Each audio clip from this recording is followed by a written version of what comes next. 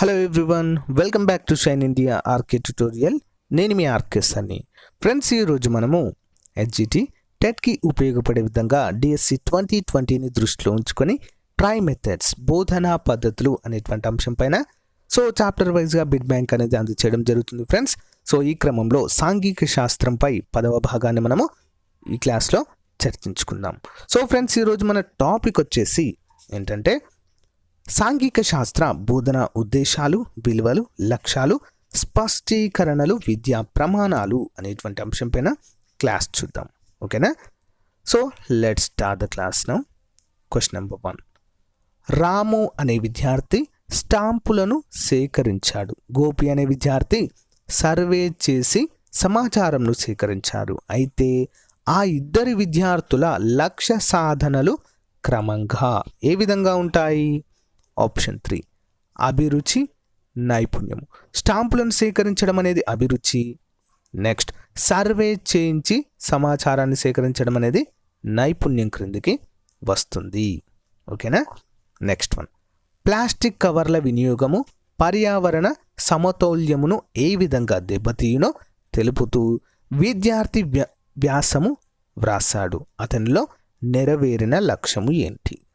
Answer option 3 అభిరుచి అనేటువంటిది నెరవేరుతుంది.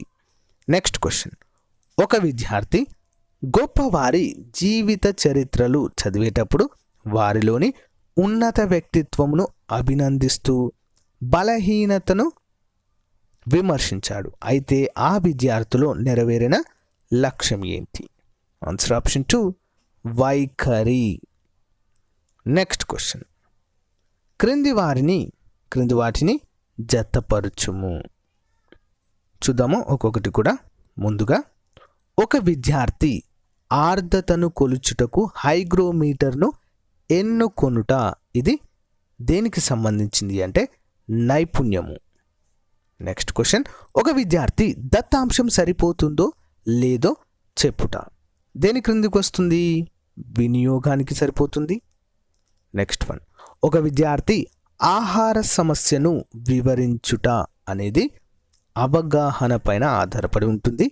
ఒక విద్యార్థి మ్యాగజైన్లను చదువుట అనేది దేనికి సంబంధించింది? ఆన్సర్ ఆప్షన్ ఏ అభిరుచి. నెక్స్ట్ వన్, ఒక విద్యార్థి గొప్పవారిలోని గుణాలను అలవర్చుకొనుట అనేది వైఖరి క్రిందికి వస్తుంది. నెక్స్ట్ వన్ చూద్దాం. భారతదేశంలోని నియంతృత్వమును ప్రవేశపెడితే ఏమవుతుంది అని ప్రశ్నించిన ఉపాధ్యాయునికి ఒక విద్యార్థి ప్రజల స్వేచ్ఛను కోల్పోతారు అని తెలిపిన ఆ విద్యార్థిలో నెరవేరే లక్ష్యం ఏంటి? Answer option 2 వినియోగము. నెక్స్ట్ క్వశ్చన్, మానసిక చలనాత్మక రంగము గురించిన సరి అయిన వాక్యము ఏది? ఆన్సర్ సరి అయినది ఏంటి ఫ్రెండ్స్? ఆప్షన్ 2 2 మరియు 3 మాత్రమే సరి అయినది. రెండవది ఏంటి? ఈ రంగము చేయికి సంబంధించినది. నెక్స్ట్ వన్, ఈ రంగంలో అత్యున్నత లక్ష్యము సహజీకరణము. ఇవి 2 మాత్రమే సరి అయినవి. నెక్స్ట్ క్వశ్చన్, గోపి అనే విద్యార్థి వివిధ జాతుల మధ్య సంబంధాన్ని గుర్తించాడు. రాము అనే విద్యార్థి వివిధ జాతుల మధ్య సంబంధమును స్థాపించాడు. అయితే ఆ ఇద్దరి విద్యార్థులు సాధించే లక్ష్యాలు క్రమంగా ఏ విధంగా ఉంటాయి? ఆన్సర్ ఆప్షన్ 4 అవగాహన. సంబంధాన్ని గుర్తించడం అవగాహన. నెక్స్ట్, జాతుల మధ్య సంబంధం స్థాపించడము వినియోగము. ఓకేనా? గుర్తించడం అంటే జస్ట్ తెలుసుకోవడమే, కానీ ప్రాక్టికల్గా చేసి చూపించడము, స్థాపించడం అంటే వినియోగంగా గుర్తుంచుకోవాలి. ఓకేనా? నెక్స్ట్ వన్, ఆశయాలకు సంబంధించని ప్రవచనము ఏది? ఆశయాలకు సంబంధించినది. ఇది స్వల్పకాలిక ప్రవర్తన మార్పులు అనేది తప్పు. ఓకేనా? ఇవి విద్యలో మార్గదర్శక సూత్రాలు, సరైనవి, కరెక్ట్. ఇవి క్రియాశీలకమైనవి, ఆశయాలు, కరెక్ట్.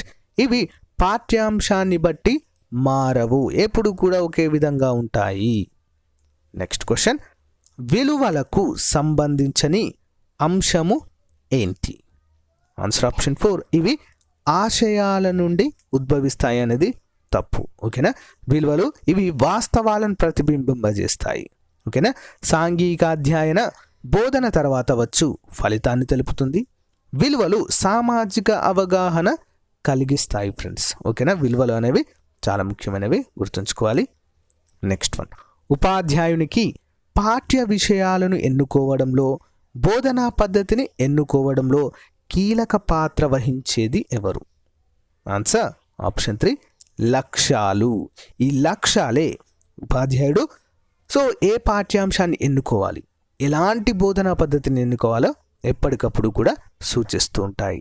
నెక్స్ట్ వన్, విద్యార్థులు పాలు పంచుకునే గుణానికి ప్రాధాన్యం ఇవ్వాలి కానీ లక్ష్య సాధనకు కాదు అని బ్లూమ్స్ వర్గీకరణను విమర్శించిన వారు ఎవరు? ఆన్సర్ జాన్సన్ అనేటువంటి శాస్త్రవేత్త. నెక్స్ట్ క్వశ్చన్, సౌర కుటుంబం అనే పాఠమును విద్యార్థి అభ్యసించిన తర్వాత ఒకరోజు స్నేహితులతో కలిసి నక్షత్రశాలను ప్రదర్శించి వచ్చినాడు. దీనిని బట్టి అతనిలో ఏ లక్ష్యము సాధించబడినది అని చెప్పవచ్చును? ఆన్సర్ ఆప్షన్ 2, అభిరుచి. నెక్స్ట్ క్వశ్చన్, నిజ జీవిత సమస్యలను పరిష్కరించుకునే శక్తి ఈ రంగానికి చెందుతుంది. దేనికి చెందుతుంది? జ్ఞాన రంగానికి మాత్రమే చెందుతుంది. నెక్స్ట్ క్వశ్చన్ చూద్దాం. విధేయత, వ్యక్తిగత సామాజిక బాధ్యత వంటి అంశాలను విద్యార్థులలో పెంపొందించుట అనున్నది ఈ లక్ష్యమునకు చెందును. ఆన్సర్ ఆప్షన్ 1, వైఖరి.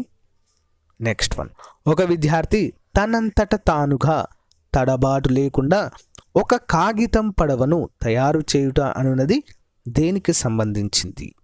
ఆన్సర్ ఆప్షన్ 1, సహజీకరణానికి సంబంధించింది. నెక్స్ట్ క్వశ్చన్, ఈ దశలో శాస్త్రీయ వైఖరులు అభివృద్ధి చెందును మరియు మూఢనమ్మకాలను విమర్శించడము జరుగును.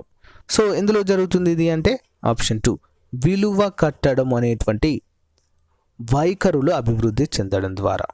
నెక్స్ట్ వన్, హైదరాబాద్ నగరంను నిర్మించినది ఎవరు అనే ప్రశ్న ఏ లక్ష్యాన్ని సాధించేందుకు నిర్ధారించబడింది? ఆన్సర్ ఆప్షన్ 2, జ్ఞానాన్ని నిర్ధారించడానికి ఇలాంటి ప్రశ్నలని విద్యార్థులతో అడగడం జరుగుతుంది. నెక్స్ట్ క్వశ్చన్, ఈ క్రింది వాటిని జతపరచుము. ఇందులో మొదటి చూద్దాము. ఉద్వేగాలకు సంబంధించిన రంగము ఏంటి? ఉద్వేగాలకు సంబంధించిన రంగము భావావేశ రంగము. నెక్స్ట్ వన్, సమస్య పరిష్కారానికి సంబంధించినటువంటి రంగము ఏది? ఆన్సర్ జ్ఞాన రంగము. నెక్స్ట్ వన్, చర్యలకు సంబంధించిన రంగము ఏది?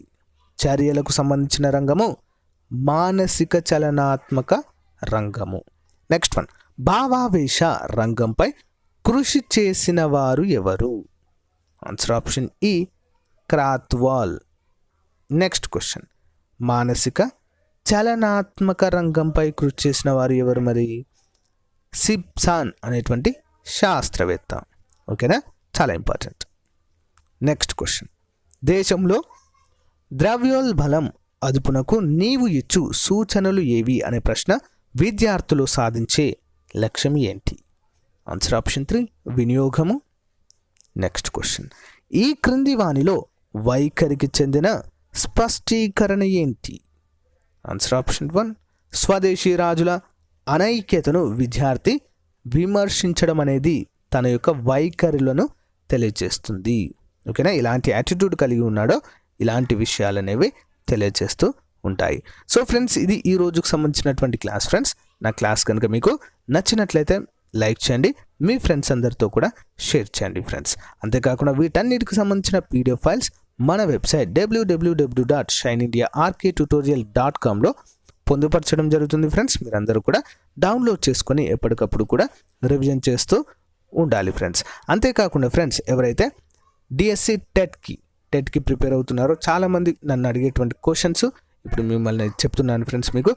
చాలామంది ఆల్రెడీ రాశారు టెట్ ఎగ్జామ్ని, అయితే టెట్కు ప్రిపేర్ అవ్వాలా, డిఎస్సికి ప్రిపేర్ కావాలా అని చెప్పేసి అడుగుతున్నారు. ఒకవేళ కనుక మీకు 100 అంటే 110 to 130, ఓకేనా, 110 to 130 మధ్యలో కనుక మీకు స్కోర్ కనుక ఉన్నట్లయితే, లేదా 115 120 ప్లస్ ఉన్నట్లయితే మీరు రాయని అవసరం లేదు ఫ్రెండ్స్ టెట్. ఓకేనా, రాసి వేస్ట్. ఓకేనా, మీరు డైరెక్ట్ డిఎస్సికి ప్రిపేర్ అయితే బాగుంటుంది అని నా ఉద్దేశం, నా అభిప్రాయం ఫ్రెండ్స్. ఓకేనా? సో లేదా మీకు 100 కంటే తక్కువ ఉన్నాయి స్కోరు, 100 కంటే తక్కువ ఉంటే మాత్రం ఖచ్చితంగా రాయండి. ఎందుకంటే టెట్ స్కోర్ అనేది సో మీకు చాలా ముఖ్యమైనది కాబట్టి ఖచ్చితంగా రాయండి ఫ్రెండ్స్. ఓకేనా? ఎవరు కూడా మర్చిపోవద్దు, ఎవరు కూడా నెగ్లెక్ట్ చేయొద్దు అని అర్థము. ఓకేనా? Thank you friends, thank you for your time. Have a nice day, bye.